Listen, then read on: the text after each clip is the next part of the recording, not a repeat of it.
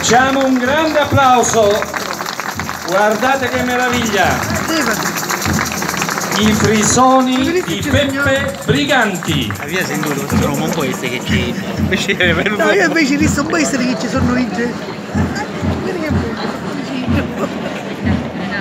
Devi parlare, mi fa la voce di Davide, non può essere, cioè.